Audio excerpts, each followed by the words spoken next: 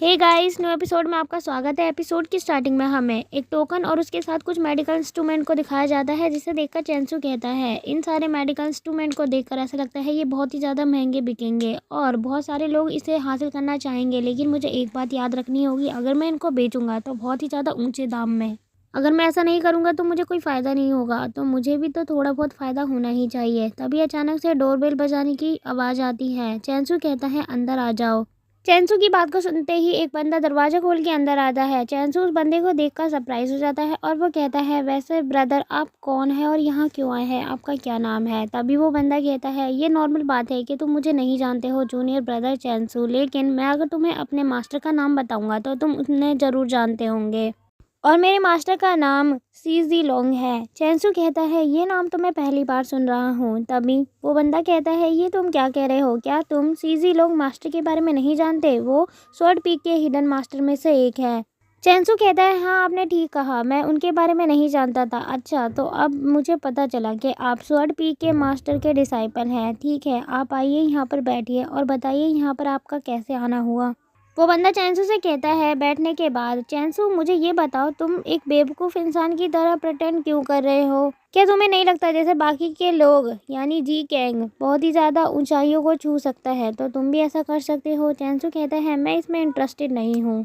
ये बोलते हुए वो उनके लिए टी सर्व कर रहा होता है और तभी वो बंदा उसे एक पर्चा दिखाते हुए कहता है वैसे ये सारा तो मेरे मैटर नहीं, मैं इस मुद्दे पे बात करने भी नहीं आया था। एक्चुअली इस पर्ची पे जो भी सामान लिखा हुआ है वो मुझे चाहिए और मुझे लगता है तुम्हारी इस मेडिकल फील्ड में ये सारी चीज़ें आसानी से मिल सकती है। तभी चैंसू उसकी बात को सुनते ही वो पर्चा उठाकर देखने लग जाता है और कहता है आपके मास्टर काफ़ी ज़्यादा जीनियस लगते हैं, आपको जो इंग्रेडिएंट चाहिए ये सारी चीज़ें मैं नहीं दे सकता। वैसे आपके मास्टर द्वारा दी गई इस चीज़ को देखकर कोई भी आपको मना नहीं करेगा जितना मैं जानता हूँ। और ये बोलते हुए चेंसू से बहुत ही ज़्यादा अजीब शक्ल बनाकर देखने लग जाता है और उस बंदे को चेंसू के ऊपर गुस्सा आने लग जाता है। वो ना नहीं सुनना चाहता लेकिन चेंसू उसे मना कर देता है सामान देने से।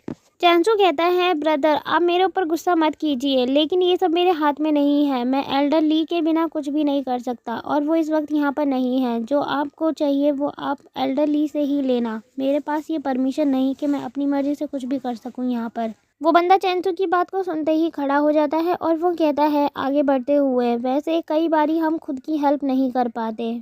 अब जैसे कि तुम यून फैमिली को ही देख लो, यून फैमिली के कुछ डिसाइपल मारे जा चुके हैं, लेकिन यून फैमिली के हेड वो क्या कर रहे हैं, कुछ कर ही नहीं पाए बल्कि वो और लोगों से दोस्ती कर रहे हैं। और वो आगे जाते हुए कहता है जितना तुम इस दुनिया के बारे में सोचते हो ये उससे भी ज़्यादा निर्दयी है, लेकिन जब टाइम आएगा तब तुम्हें इसके बारे में पता चल जाएगा और तुम्हें खुद ही चूज़ करना होगा कि तुम कौन सी दिशा में जाना चाहते हो। इतना कहते ही वो वहाँ से चला जाता है मुस्कुराते हुए। तभी चैंसू उसके जाने के बाद अपने आप से कहता है मैं पहले गॉड किंग था और मेरा अब रिनकार्नेशन हुआ है, लेकिन ये लोग कुछ ज़्यादा ही अपने आप को चतुर बना रहे हैं और सोच रहे हैं कि हम ही सबसे ज़्यादा ताकतवर हैं और हमारे पास ही बहुत ज़्यादा नॉलेज है। लेकिन चाहे जो भी हो मैं भी बहुत ज़्यादा मेहनत करूँगा और बहुत सारी नॉलेज को हासिल करूँगा और जो लोग मेरे साथ बुरा करेंगे मैं उसका बदला लूँगा और उन्हें ह्यूमिलेट करूँगा। इसके बाद हमें कुछ टाइम के बाद का सीन दिखाया जाता है। चैंसू गिट्टी को किक करते हुए आगे जा रहा होता है और जाते हुए वो कहता है मुझे अपने गुस्से को काबू करने का कोई रास्ता नहीं मिला, पता नहीं ऐसा कब होगा। और वो आगे जा रहा होता है तभी वो अचानक से रुकता है और वो कहता है अभी के अभी रुक जाओ, यहाँ पर मेरे सामने आओ, तुम 3 महीने से मेरा पीछा कर रहे हो, तुम्हें क्या लगा मुझे पता नहीं चलेगा। और वो बंदा पेड़ के पीछे छिपा होता है। तभी वो बंदा कहता है अरे वाह तुम्हें पता चल गया कि मैं यहाँ पर छिपा हुआ हूँ, तुम्हारी इन्वेस्टिगेशन तो काफ़ी ज़्यादा अच्छी है। चेंसू कहता है अगर तुम मरना नहीं चाहते तो मेरे सामने आ जाओ, वरना मैं वहाँ पर आकर खुद ही तुम्हें ख़त्म कर दूंगा। तभी वो बंदा कहता है तुम तो बस एक कॉन्जेंटिव रिल्म पे हो, तुम्हें लगता है तुम मुझे मार पाओगे। तभी अचानक से चेंसू आगे बढ़ता है और उस बंदे के ऊपर हमला करने लग जाता है अपनी स्वॉर्ड से। तभी दूसरा बंदा उसे रोकने के लिए अपनी स्वॉर्ड निकालता है और उसके अटैक को रोकते हुए कहता है यंग मैन तुम मेरे सामने मार्शल आर्ट की बात करो ही मत, तुम्हें लगता है तुम बहुत ज़्यादा अच्छे हो लेकिन मैं तुमसे बहुत ज़्यादा बेहतर हूँ और तुम्हें मरने की जल्दी है, चिंता मत करो मैं तुम्हारी हेल्प करता हूँ तुम्हें मारने में।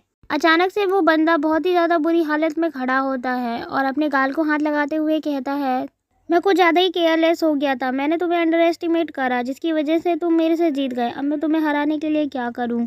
तभी चैनसू अपनी स्वॉर्ड से उसके ऊपर हमला करते हुए आगे बढ़ता है और कहता है, मुझे नहीं पता कि तुम एक किलर कैसे बन गए, लेकिन अब तुम बन गए हो तो तुम्हें बहुत ही ज़्यादा पछतावा होगा, क्योंकि अब मैं तुम्हें ख़त्म करने वाला हूँ। तभी अचानक से वो बंदा चैनसू के ऊपर हमला कर देता है और चैनसू उस हमले से बचने की कोशिश कर रहा होता है। चैनसू कहता है, ये तो मोजी मैजिक स्किल का यूज़ कर रहा है। वो बंदा चैनसू के ऊपर हमला करते हुए कहता है, मैं जानता हूँ ये बहुत ही ज़्यादा बुरी बात है कि मैं बाहर लोगों को दिखाने के लिए सिर्फ इंटेंट रिल्म ही दिखाता हूँ, लेकिन मेरे अंदर दूसरी पावर भी है और मैं अपने अंदर की पावर को ईजिली कंट्रोल कर सकता हूँ। और इतना कहते ही वो बहुत सारे घोस्ट का यूज़ करने लग जाता है और घोस्ट की आत्मा से चैनसू के ऊपर हमला करने लग जाता है। चैनसू लगातार उन घोस्ट से बचने की कोशिश कर रहा होता है और वो कहता है, इतने सारे घोस्ट मेरे आसपास हैं, अब मुझे बिल्कुल समझ नहीं आ रहा कि मैं इनसे कैसे बचूं। वो घोस्ट लगातार उसके ऊपर हमला कर रहे होते हैं। तभी अचानक से चैनसू अपनी स्वॉर्ड को पकड़ता है और वो उस स्वॉर्ड को उस बंदे के पीछे लेकर आ जाता है और उस बंदे के ऊपर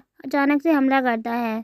चैनसू का वार बहुत ही ज़्यादा तेज होता है और चैनसू डायरेक्टली उसके ऊपर हमला करके दूर हट जाता है और उसने अपनी स्वॉर्ड को पकड़ा हुआ होता है, क्योंकि चैनसू को पता चल चुका होता है क्योंकि मुझे इन घोस्ट से निपटने के लिए इस बंदे को ही ख़त्म करना होगा, इसीलिए वो डायरेक्टली उसके ऊपर हमला करता है। इसके साथ ही एपिसोड ही ख़त्म होता है। थैंक्स फॉर वॉचिंग गाइस, और कमेंट में बताएं आपको वीडियो कैसी लगी। अगर आप नेक्स्ट एपिसोड देखना चाहते हैं तो प्लीज़ हमारे चैनल को सब्सक्राइब कीजिए और इसके न्यू एपिसोड आपको जल्द ही मिल जाएगा हमारे चैनल पर।